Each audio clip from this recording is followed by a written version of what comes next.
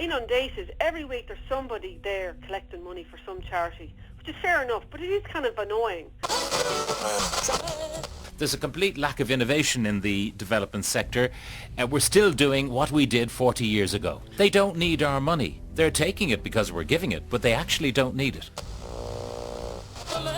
We were recently informed that Duns has instituted a nationwide ban on animal welfare charities from entering their premises and engaging in any fundraising activities whatsoever. So I think people sort of go, oh, not again. How many times, if you had a mate who kept saying to you, you couldn't lend us a tenner, could you? How many times do you go, right, okay, this is the last time. We keep giving you money every year. Right. And each year you come back again with your hand out. How long are we going to keep doing this? That's what you feel about. Every day you went in, there was people packing your bags and with a bucket standing in front of you waiting for money, you know. Not everybody has it nowadays, you know. And you feel you were embarrassed into... You feel embarrassed into it, like when there's somebody standing at one door with one bucket, at another door with another bucket. And that's what puts you off charity. The more you find out, the more you sort of turn against it. So you're saying it could be a con? Well, you do have to be careful with a lot of charities. Yeah, I'm sure this one's legit and money's going to the right places. But you never know. Joe, I would jump naked out of a bloody aeroplane with a parachute, so for people not to have to watch it, so they would fundraise. The one thing you learn, you cannot be proud if you fundraise.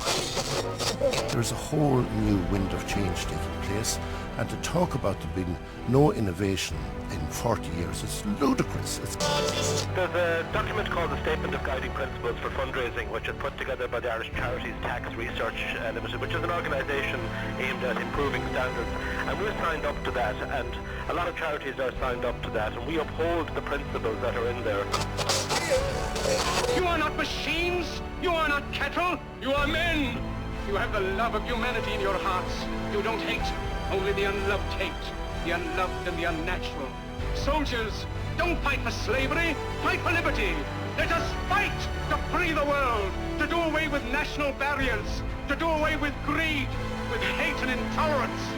Let us fight for a world of reason, a world where science and progress will lead to all men's happiness. Soldiers, in the name of democracy, let us all unite!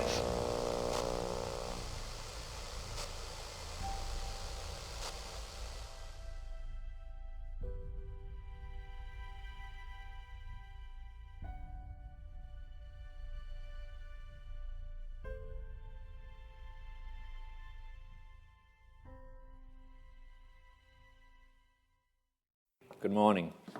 That was a bit much, wasn't it? Originally I had Winston Churchill in there as well, and I took that out so you can all breathe a sigh of relief. Good morning, how is everyone? Thank you, Anne and Ed, and for everyone involved in this. My name is Simon Scriver, and I work with some of the biggest and smallest charities in Ireland, and I love what I do in fundraising. I used to work, you may have heard me say, I used to work in sales, and I used to work in finance, and it's the two most evil industries in the world.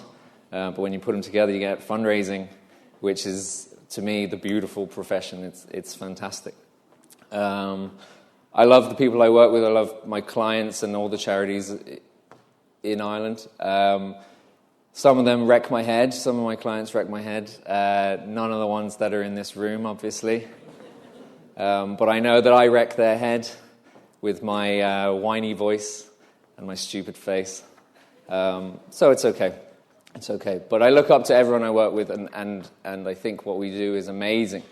And so it surprises me when I open the newspapers online and I see them talking about charity scams and people using charities as bank machines and all the problems in the charity sector.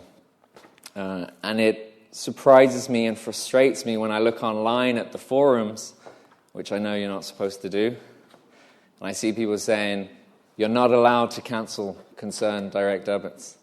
And maybe someone from Concern can confirm that.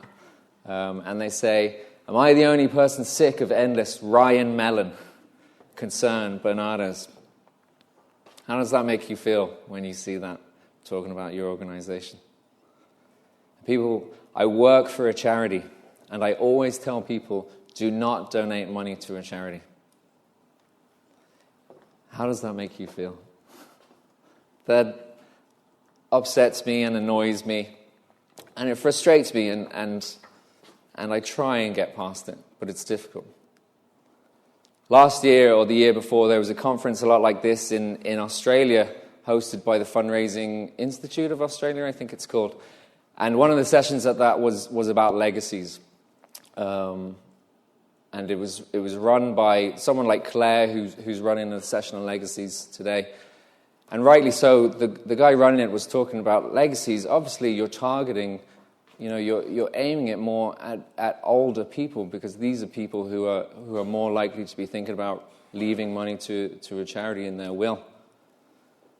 Now, in the audience of that conference was an undercover journalist. Are there any journalists here today? Are there any undercover journalists here today? You can spot an undercover journalist because they take notes during a plenary. So have a look around. And that undercover journalist, they took that legacy story and they went with this headline. They went with, "Charities target the elderly and dying for bequest dollars." And then the photo they chose to use was this, which I think it's a bit over the top. I don't know. If we bring it back home and look at one of my favourite charities in Ireland, I have to say that, Bernardo's. And the work that Bernardo's do is amazing. And last year they came out with their annual report and the figures that had changed over the year before. And I have to read these because I have no short-term memory anymore. But the number of kids and families they'd worked with had increased from 5,927 to 6,357. They had increased the number of shops they had from 6 to 7, and they had increased, during a recession, they had increased the number of staff from 410 to 433. And for me, that gave me a warm, fuzzy feeling, which is rare from an annual report. But I read it and I thought, oh my God, this is amazing what Bernardo's are doing. And the Irish media, they took a slightly different angle. They went with, Bernardo's records 1.5 million loss. And they put a photo of Fergus looking very sad. And they said, employee costs increased from 16.9 million to 17.1 million. Well, of course the employee costs increased. They had more employees. What they didn't mention was that everyone in Bernardo's took a pay cut. And in fact, everyone in Bernardo's was earning less than they were the year before. But they didn't mention that. Last year, we launched the governance code. The sector launched the governance code. And the governance code, it was aimed at making us more transparent, more accountable, to make us work effectively and behave with integrity. And it was a beautiful thing. And the press, well, the angle they went with was state-backed charities refuse to reveal chief executive pay. It's abstract, coming at it from a slightly different angle, but fair enough. I spend a lot of my time online, as anyone who follows me on Twitter knows, and one of the things I do is I look at Google News. And Google News is great for collating information and lots of news stories, and I keep an eye on the stories that come through on charities and not-for-profits. And the day I did this slide, I just picked out the top 10 stories, the top 10 stories that were relevant to us. And they were talking about high charity salaries and One Direction, of course, Mark Zuckerberg, Denise Richards, all these kind of stories. And something seemed wrong with these stories. There was something missing from these. And so I started thinking about what we do and the way we work. And I broke it down into this. Any organization, I think, could be broken up into input, doing stuff, which is a technical term I came up with, and then the output. So the people that make these clicky things, their input is the money and the sales. Doing stuff is their IT problems, their HR, how they make these, and then their output is the clicky things, the dooberies. And for a charity, the input is our fundraising and our donations. Our doing stuff is still the HR problems, the IT problems, and our output is giving people their sight back lifting people out of poverty, saving little puppies, little kittens, doing amazing things. The most important thing we do is our output. Wouldn't you agree? Isn't that kind of the whole reason we're doing this? And so if I take those 10 stories from the page before and I start divvying them up, I see One Direction, in the input, charity songs, Denise Richards, Mark Zuckerberg. It's all about the input. There's a couple stories there about how we do stuff. And then the stories about our output, well, there weren't any. So I put a picture of a cat. Because the first rule of PowerPoint is bad news, put a picture of a cat. I call this one Aiden. You're welcome. So doesn't that seem silly that the stories that are getting out there and the coverage we get is all about the really crap and boring stuff we do as opposed to the amazing stuff we do? And when I say silly, I mean completely unacceptable and detrimental and scary. It's really sad that there's no coverage of what we're doing. And if you go onto Google News any day of the week and look at the top stories, you'll see the same thing. You'll be lucky if there's one story about what we're doing. And that's the problem. Now, we know the media are sensationalists. We know the media dress things up and they don't give the full story, and that's fine. The reality is that's fueled by us, the public. Media only do that because we buy it. These are the stories we give them. These are the stories we read. These are the stories we're interested in. And so the problem isn't really the media. The media have their own problems to deal with. The problem are the people. And for some reason, when the people look at the charity sector, they focus on the input and the doing stuff. And yet when they look at the private sector, they almost exclusively look at the output. So when you look at Apple, you don't care how much Steve Jobs or his replacement is paid. You don't care about their HR issues. You care about the fact that your iPhone is amazing. There's a phrase that I like which says, if you like sausage, don't ask how it's made. People don't like our sausage. And so people ask questions about how we run and how it's made. And in the private sector, they don't ask these questions. When you have a can of Coke, Coke tastes so amazing. It's like a little party in my mouth. And so no one really dwells on the fact that they're poisoning water in developing countries. Nestle, their chocolate is gorgeous. I can't get enough of it. I'm addicted. And so we kind of overlook the fact that, well, they poisoned a whole bunch of babies in China. And the stuff they've done in Africa is completely horrific. Even Apple and even mobile phones, we don't really kind of dwell on the fact that, some of Apple's factory workers were committing suicide because the conditions were so bad. We've kind of moved on from that whole thing about IBM helping Hitler in the Holocaust. We don't really care about that because the output is so good and we buy into the output. But we don't get that in the charity sector. People say they'll never donate to us again, and people are very fickle about charities and happy to move on from us. People aren't quite as fickle to leave Apple, because if you've ever tried to take your contacts off them and put them onto a Samsung phone, you'll know it's impossible. It's a headache. People don't like to switch from Coke because they're addicted to Coke. It's beautiful. And so this is the problem we're faced with.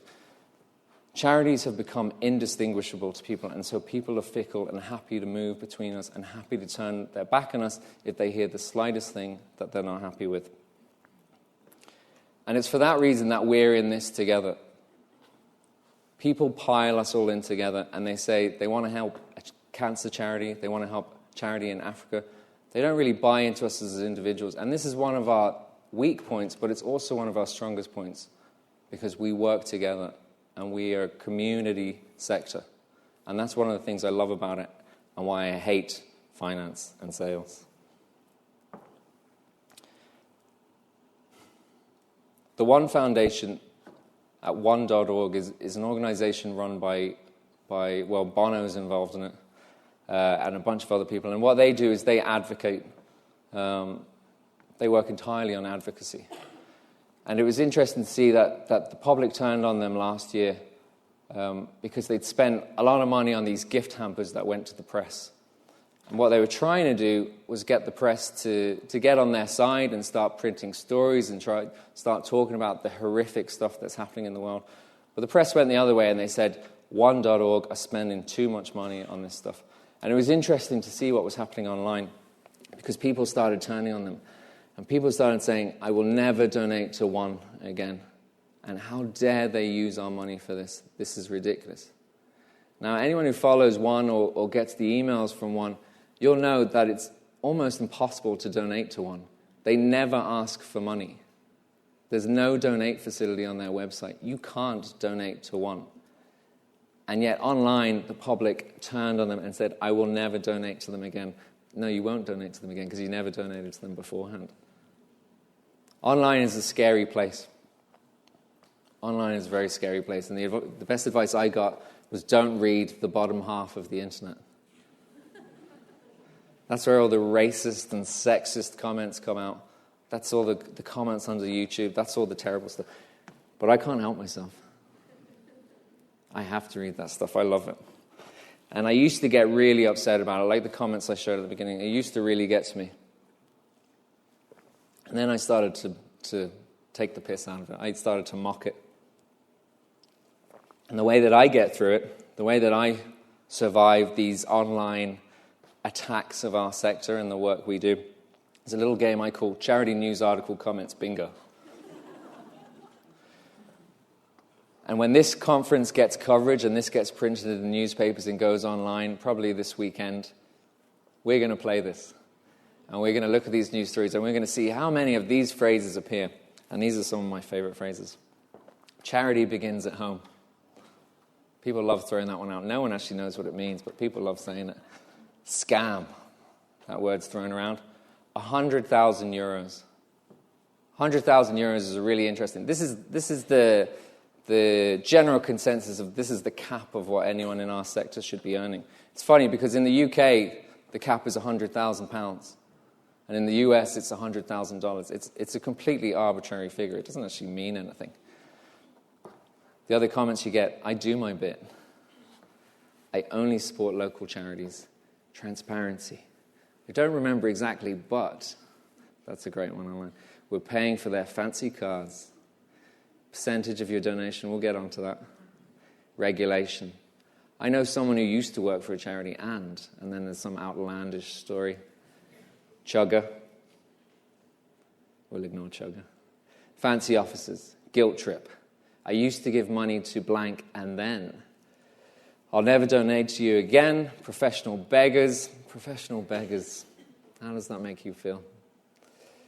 What percentage goes on admin and wages? We'll definitely get to that. I pretend I don't speak English. Works every time. Ridiculous. We also accept the spelling with an E. I never donate to charities that. Too much corruption. Too much corruption. Guys on the street with a clipboard, that is completely outdated. No one uses clipboards anymore. Give directly, not through. And then bullshit. That always features heavily in these articles. And generally what we see is eventually it always comes down to salaries and it always comes down to what we want to pay staff. And paying staff and wages and salaries is seen as dead money. And I'd like to talk about Angela Cairns. Angela Cairns is the CEO of Rehab Group. And she's probably the person who gets pushed out in all of these articles, and she's always latched onto it, and she's always featured, because she's one of the highest earning charity sector employees in the country. Now, it's completely uncouth to talk about what someone earns, but I'm going to do it anyway. Newspapers report that she drives an Audi, which is inexcusable. There's something wrong with Audis. They seem to change lanes. There's something wrong with the steering. They just kind of cut across for no reason. They have extreme acceleration and extreme braking. They seem like death traps to me. I wouldn't drive one. Angela Cairns drives an Audi. And apparently she earns 234,000 euros a year. 234,000 euros a year. which to me seems like a lot of money. I would love to earn 234,000 euros a year. Now, let's look at that figure a little bit deeper. For a start, if Angela Cairns was a man, she'd be earning about 30 to 40% more. But let's park that. Let's park that for a different day, but that's something we should really be angry about. But no, if she worked in the private sector as opposed to working for rehab, she would be earning 22% more. On average, people who are doing your exact same job and at conferences like this earn 22% more than what you earn. And that doesn't really seem fair to me. Now, Angela Cairns, she earns that 234,000, and the newspapers and people, they like to throw that figure out. And what no one ever really points out is that she runs an organization that employs 3,300 people. She runs a multinational charity. And she gives employment to a huge number of people and their families. And she runs it. She is a successful female Irish businesswoman who worked her way up from a midwife. And I think that is something that should be commended. And yet it's always criticized.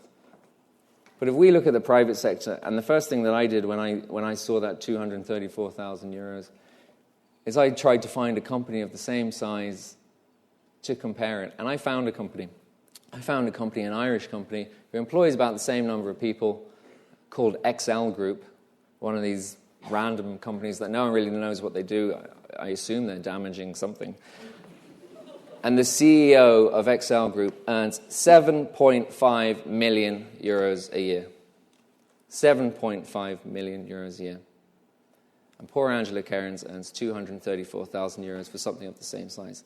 Now, disclaimer, I am not advocating for Angela or us to earn 7.5 million euros a year. And this is where the argument gets lost. Because what I'm saying is inexcusable. It's that someone earns 7.5 million euros a year. That is crazy. And this is what the public turn on. So when they hear us saying that the charity sector should be earning a comparable amount to the private sector, what they hear us saying is that we should be earning 7.5 million euros a year. But that's not the case. For some reason, the public accepts it. They accept that Steve Jobs was given a jet plane as a bonus. They accept that people earn 7.5 million euros working for companies which we don't really know what they do. And they accept it in the private sector. But they criticize us for earning 100,000 euros or more for running charities of whatever size. You probably saw in the last week or two Dan Pallotta. And Dan Pallotta did a talk at the TED conference along a similar vein about how we're holding charities back by the restrictions we put on them. And it's a 20-minute talk, but I'll give you the 20-second version. And essentially what he's saying is the reason that businesses market and advertise and sell like they do is because it works. It's because it works. You know, Coke spends its money on advertising because it works, and it brings them in more money. And what he says is that the charity sector should be allowed to do that if it works. But actually the public, they don't like us advertising, they don't like us spending money on fundraising. And so what he says is that they hold us back by doing that. He also says we need to pay comparable salaries, because what we're doing is we're driving talent out of the sector, because we can't compete with the salaries that are paid in the private sector. And whenever you think about Dan Pallotta and his past, or his motivations, you have to admit one thing. Well, you have to admit that he has an amazing town, but you have to also admit that never before has it been so eloquently put and concisely put, the argument of how we're holding charities back. And he's brought it to the masses. The video has already gotten over 1 million views, and he upstaged Bono at the TED conference, which is a tough thing to do. And this, if you haven't seen the video by Dan Pallotta, it really should be required viewing in the sector. But more than that, it needs to be required viewing to your board of directors, and it needs to be required viewing for the public, because only then can we change the perception. But the place that Dan Pallotta loses people is the premise that people should be paid the same as the private sector, and people hear that therefore we should increase charity sector wages. And I don't agree with that. I don't agree with that. Like, if it was up to me, money would be abolished. Money would be abolished and we'd all be living in a perfect utopia. But it's not going to happen. It's not going to happen anytime soon. And so what Dan Pallotta is suggesting is the easier alternative, that we have to allow the free market to work on the charity sector, and we have to allow them to behave in the way that the private sector does if it works for the charity sector. And it's definitely worth watching if you haven't watched it. But more than that, more than what Dan is saying about that it's unfair and it, you know, financially it doesn't make sense, it's also about what message are we sending out? You know, what message are we sending to our kids that we value the private sector more over the charity sector? Whether you like it or not, we live in a world where everything is valued on money, and you can put a value to everything, and that's the truth. And even when you say, well, sunrises, sunsets, you can, because most people have to be in work because they can't afford to watch the sunrise and sunset. Everything in the world has a value. And what we're saying is that the value of the private sector is higher than the value of the charity sector. What we're saying is that giving someone their sight back isn't as valuable as Coke, isn't as valuable as a fizzy drink. And by pumping all this money into the private sector, by giving people these higher salaries in the private sector, what we're sending to our kids is that it is more important. Like, look at what we've done. We prioritized a phone that can surf the internet. We prioritized that over eradicating malaria. We put more money into that than instead of getting rid of something which is absolutely achievable. And that is embarrassing. That is ridiculous. The argument that always comes up is that, well, charity should be its own reward. You know, that warm, fuzzy feeling should be its own reward. And it's something just seems a bit weird there to me. Like, I think the people who are saying that are delusional. You know, because if you look at the charity sector, what you have is you have these amazing people who are nursing terminally ill children and watching them wither away and die in front of them. You know, you're talking about people in starving countries who are watching families get wiped out because they can't afford basic medicine. And this is the reward? You know, that's supposed to be so rewarding that you should then also get paid less and you shouldn't be looked after. Like, to me, that seems ridiculous. And what we live in is a world where on a, you know, someone who's flying back from a developing country who's just seen thousands of people die, who's had, you know, children die in their arms, you know, well, they should be flying economy. You know, they should be flying economy because they need to keep the costs down. But sitting up front in first class is Mark Zuckerberg in his sandals and shoes, and we accept that, and we expect him to fly first class as opposed to economy because well, he's in the private sector. You know, make no mistake about it, you are paying for every single person in first class. You are paying for Mark Zuckerberg. You are paying for Steve Jobs. You are paying for every private sector CEO. It's our money that pays for them to go in that. If they didn't first pay to fly first class, maybe our can of Coke would be a little bit cheaper. We pay for all of this, and we accept it in the private sector, and we don't accept it in the charity sector. One of the problems is that we perpetuate it ourselves through pie charts. And I hate pie charts. No, I like pie charts. I hate these pie charts. I hate these pie charts that we put on our website. Essentially what we're saying is we break it down and we say, well, this big blue section, this is where the magic happens, and this is where we save lives, and this is where, oh, it's just beautiful, you know, this is the stuff that makes us feel really good. This green section, well, that's all of you. And no one really likes that, you know, no one really wants to pay for that, and you're a bit of a waste of money, aren't you? And then the red section is governance. No one really knows what that means at all, except, you know, a couple of people out on the ICTR stand. And so people really just want to put money into the blue section, and we perpetuate that by saying, well, yeah, 90% of your money is going to go to the cause. You know, 90% of your money is going to change the world. And the other 10%, I'm sorry, but we have to pay for this stuff. And that is ridiculous. And by doing that, we are perpetuating the problem. These pie charts need to go. They need to go because they're perpetuating the problem. 100% of every donation goes to the cause. 100%. Your salary is the cause, because it wouldn't be happening if you weren't paid, if you weren't here doing 40, 50, 60 hours a week. 100% goes to the cause. More than that, I think the problem is, well, when we say overheads and admin, people don't like that. But the biggest problem is I don't think anyone actually knows what an overhead or an admin is.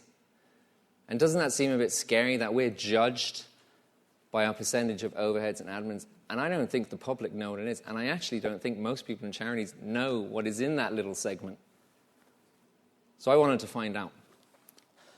So I emailed 10 charities. I mystery shopped 10 charities. And mystery shopping is the most cowardly thing you can do. It's a terrible thing to do, because there's always a problem. But I mystery shopped 10 charities. So I set up a fake name and a fake email, and I wrote to 10 charities who have pie charts on their website. So 5 of them didn't reply. 5 of them didn't reply to me. And this is 3 months ago. But the other 5, they came back and they had some really nice answers. And let me show you some of the things they said. Someone said, just to let you know that I forwarded your inquiry to our finance manager and will respond to you as soon as I can. They never responded to me. They never responded to me. Someone said, with the ultimate goal of raising our donor base and ultimately the amount of money we can send to our communities. I really liked that, because it really started to explain, well, this is why we're fundraising, because it increases the amount that we can send across. Someone said salary costs for CEO and other staff members would be allocated across each of these lines on a percentage basis, depending on their actual time worked in each category. Now, I know what they're saying there. People's salaries, some of the things in the office, your finance person is divvying it up to say, well, we're going to put this in admin, we're going to put some of this into admin, we're going to put some of this into here. And that's fine, and it makes perfect sense. But nobody else knows that, and your charity, compared to the person that you're sitting next to, you are divvying it up in a different way.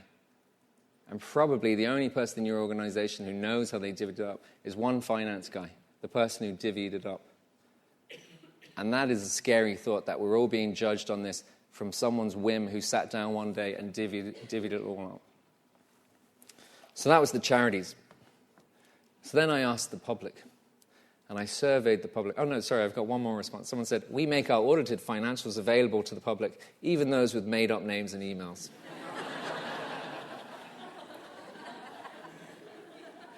Yeah, you know who you are. You're here. So I asked the public, and what I want to play now is charity sector family fortunes. And I want to find out, what's an overhead? What's an overhead? So I need a volunteer. I need someone who wants to win 20 quid for their charity. Can I have a volunteer, please? Anyone? Yes, sir. What's your name? Colin. It's Colin Skehan. And what organisation are you from? Habitat? Yeah, I used to work with Colin. Colin's a lovely... When's the Habitat nationwide bagpack? Tomorrow. And everyone should go to Thunderclap? Yes, everyone should. Okay, great. Colin, what I'm going to do is I'm going to give you 20 quid if you can guess 3 of the top 5 answers of what the public said is an overhead. So I surveyed the public. I surveyed about, it was over 100 people, and I got lots of different responses of everything they would define as an overhead. Now, I have to put a disclaimer in here. Surveys are rubbish. Surveys are the devil's work. And when you ask someone what they think or you ask someone what they do, a lot of them lie to you, and it skews the figures. A lot of them skew the figures. And you've also got to remind yourself, who is paying for these surveys? What is their motivation? And you've got to remember, would they release these surveys unless it backed up what they're trying to prove to you? And that's why whenever you see a statistic on a billboard or you see a statistic in the newspaper, it's probably rubbish. But what you need to do is look a little bit deeper into how they arrived at that statistic and try and work it out. So, surveys are rubbish.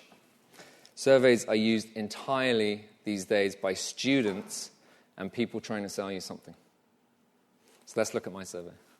Now, what's an overhead? Colin, we asked 100 people, what's an overhead?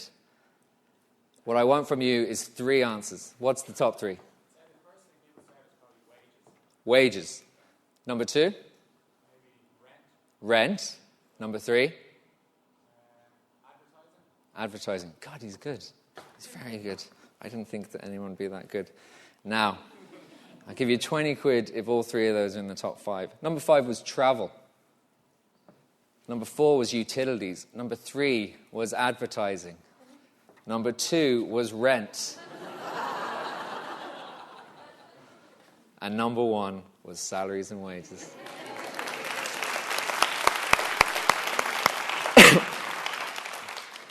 I owe you 20 quid. I owe Habitat for Humanity 20 quid. But it was interesting. We got a lot of different answers and a lot of strange things in what people think an overhead is. One of the other top answers was etc. And etc. is Latin for I don't know. The interesting thing I thought was that fundraising isn't in there. Advertising is, but fundraising isn't in there. And I always thought fundraising would be one of the main fixations of what people thought an overhead was and what people thought admin was. Some of the other interesting responses we got no clue. We got actual spending on projects. Actual spending on projects someone thought was an overhead. Someone said operating expenses. And we got 62 different things that people thought was an overhead. And I still... Colin's a smart guy. He's very smart. But I think the majority of people don't know what an overhead is, what an admin is. And so I think we need to phase out these pie charts. We need to get rid of them because I think they're perpetuating the problem. I will say it once again, 100% of what you donate goes to the cause. And what we need to do is we need to get rid of those. Ideally, what I'd like to see is them just wiped off the face of the planet. But that's not going to work because people are going to think we're hiding something. So what I think we need is a big disclaimer anytime you show a pie chart, anytime you talk about percentages. A few years ago, Oxfam had an amazing campaign, Make Poverty History. Do you remember that? It was one of the most incredible things ever, and it reminded me why we do what we do. And they had these little banners on every website saying makepovertyhistory.org. And you clicked on it and you got a bit more information about what they were doing. And what I want to see is makeadmincosthistory.org.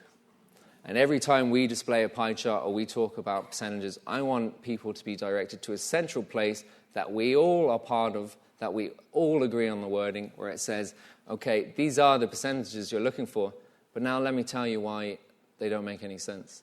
And let me tell you why you're asking the wrong question and why you should be looking at the impact that we're having before you judge us. I want to make admin costs history. Now, businesses are made up of people, and as people turn on us, businesses begin to turn on us. And this is where it now begins to get a bit conspiracy theory, so bear with me. I think businesses are turning on us and beginning to take away what we're doing. For a start, they're taking away our fundraising with shops like this. Cash for You, who are taking our recycled clothes and recycled phones, and they're paying people for them. And charity shops are seeing a dip in what's been donated to them because of it.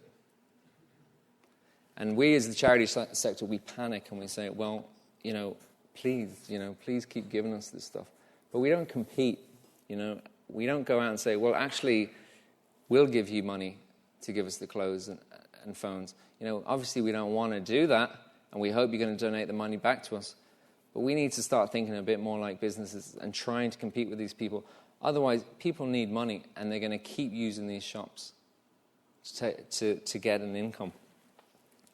And you're seeing more and more businesses setting up internal foundations and even implementing the projects themselves.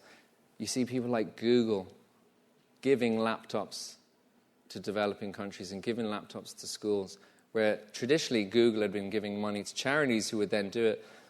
They're cutting out the middleman and they're doing it themselves. And the reason they do it is because when people open those laptops, it goes to Google's homepage, and they're creating their own customers.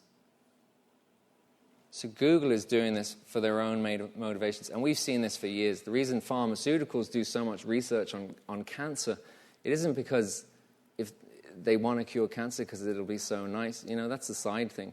The reason they're doing it is because if they cure cancer, they're going to become the richest company of all time, ever. And that's why they do it. And we're seeing more and more businesses do it. And I think in the future, in this bleak future that I'm demotivating everyone with, is that these businesses are going to start to take more and more of what we do. And what we're seeing is businesses implementing projects themselves because they don't trust us and they don't believe we do it as good as they do. And I think that's sad. Even the recycling bins, the clothing bins, what we're seeing in the UK, and this is going to come over here, is councils are beginning to let private companies set up clothing bins. You know, not even charity branded, nothing to do with charities, because they pay the council to do it, and the councils need money. And so charity bins are getting kicked off the land, and instead they're putting private bins in. And this is going to start happening in Ireland. We're kind of fighting back.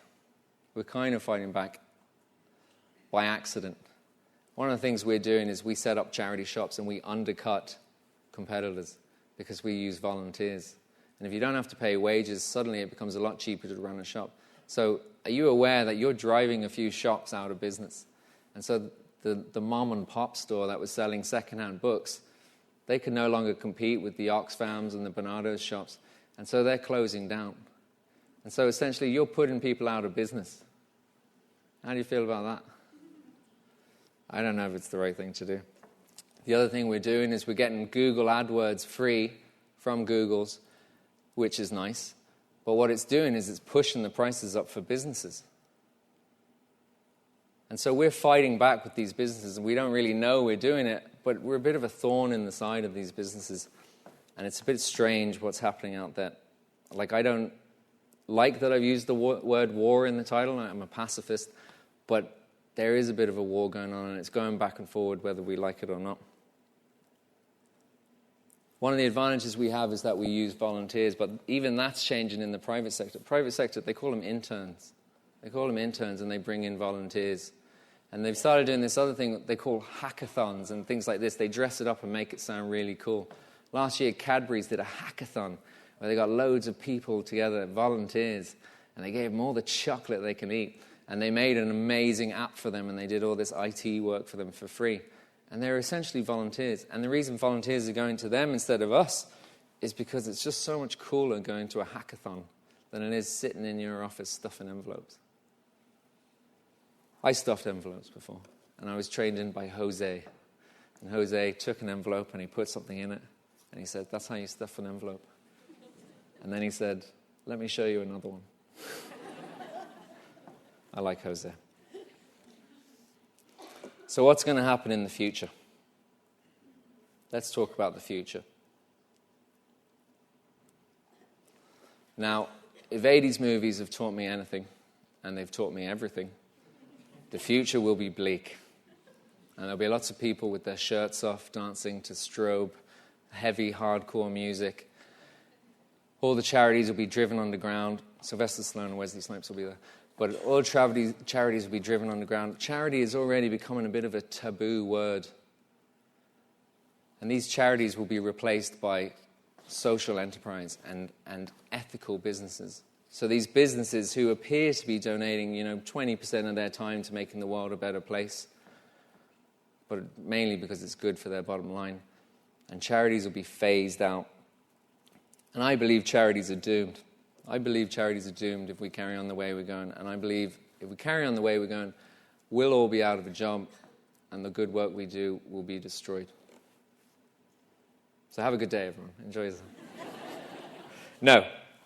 Let's get AJ Leon on this. Let's get all positive and talk about it. I think we have a PR problem, and I think there's a few steps we can take to start getting people back on side and start improving what we do. And I do it through this simple acronym. It's easy to remember. First thing we need to consider, I think, is a rebrand. And I think the word charity has become taboo. I still love it. But really, if you think about it, if you called yourself a social enterprise, you could do exactly what you're doing now, but people would love you for it.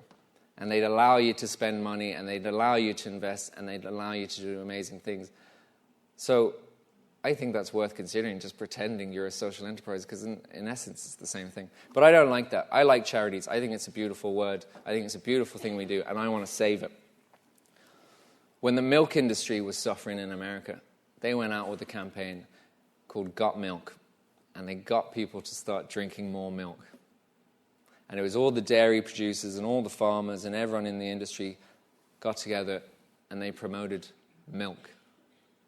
And I think we can do that. And I think we're beginning to see it. And I think things like the National Giving Campaign and the Wheel Better Together challenge. Like, I think that is working together to get people to donate more, but I think we need to do more of it. And not only getting people to donate more, but getting people to believe in us again and getting people buzzed up about charity again. And I think the National Giving Campaign, and I think Better Together, I think that's where it starts. I think we also need to consolidate. And I mean this in two ways. One of the things the public always say is that there's too many charities. And if you look at the number of charities in Ireland since 2008, it's gone up, it's gone up, it's gone up. And around here, Grant Thornton published a report saying that the number of charities was going to contract and decline. That's a brave statement to say when looking at this graph. And so it went up and up and up and up. Well, that's kind of sideways, but up again. The number of charities is going to continue to increase, partly because of demand, but also because people don't trust us to do it. And people set up their own charities and their own foundations because they think they can do it better. When Amy Winehouse died, it was a terrible thing, and the first reaction, and I know that reaction, is, well, what can I do? What can I do to give something back? And her dad declared that he was going to set up a charity to help children and horses. And I don't want to undermine that because I think it's an amazing thing, but it doesn't sound entirely focused. And the first thing that I thought was maybe that he'd be better off lending the name to an organization that's already in there, that's already got its overheads, its admin, its foundation there, and lending its name to that. And the only way we can do that is by getting people to believe in us and getting people to want to support us as opposed to doing their own thing. And more than that, and consolidate, I mean consolidating more of what we're doing. Things like My Legacy, which is charities getting together to promote legacies. The Good Form, charities getting together to increase taxes. I think that's an amazing thing, and I think we can do more. And I think by sharing office space, by sharing direct debit processing, sharing all these boring things that people aren't really interested in, I think we can reduce our costs, we can consolidate, and we can become a bit more efficient.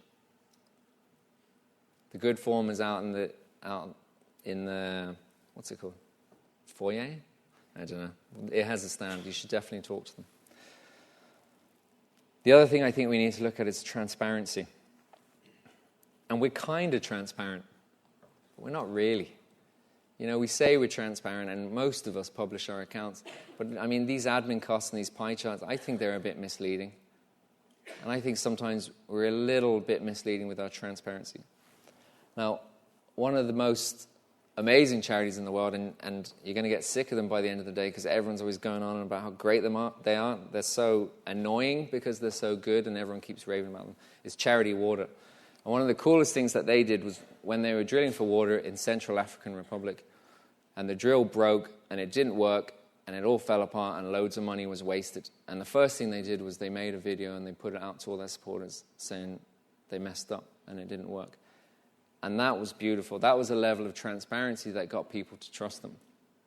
And I think we need to be transparent in our failures and in our challenges.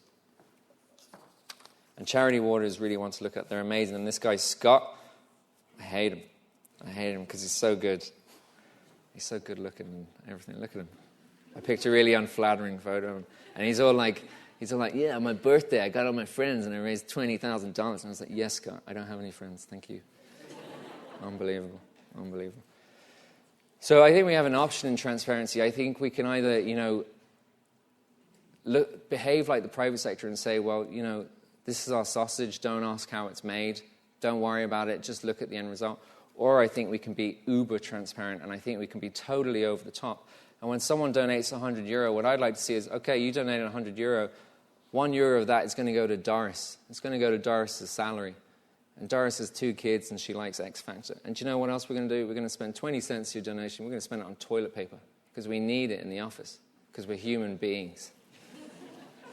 And then we're going to spend 15 cents of your donation. We're going to spend it on Lion's tea because we drink tea during the day. And I'd love to see that level of uber transparency. And what's the worst that can happen? People are going to look at how much we spend on Lion's tea and tell us where we can buy it cheaper. Or Tetley's are going to come to us and say, do you know what? Stop spending that money. Here's all our tea. You can have it. Is that the worst that's going to happen if we become uber transparent?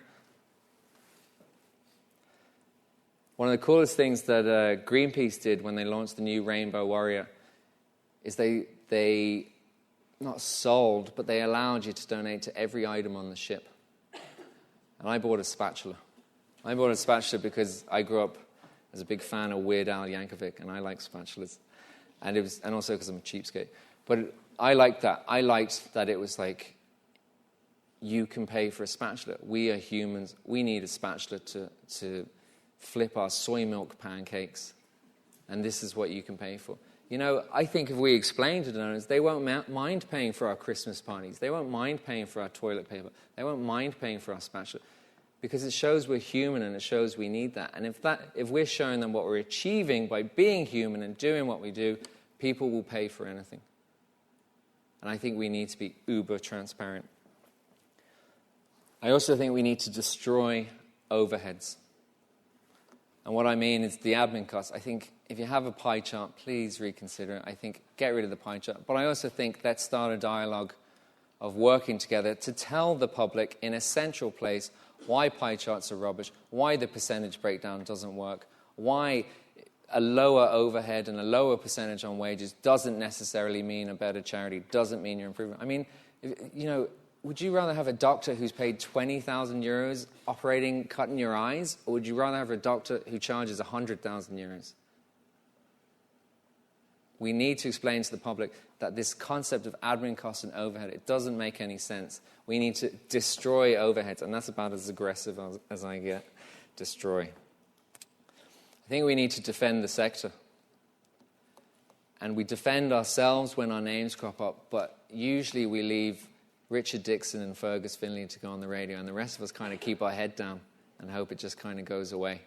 And I think that needs to change. I think every employee, every volunteer, and especially every board member needs to be vocalizing and defending the charity sector whenever it comes under fire for something ridiculous.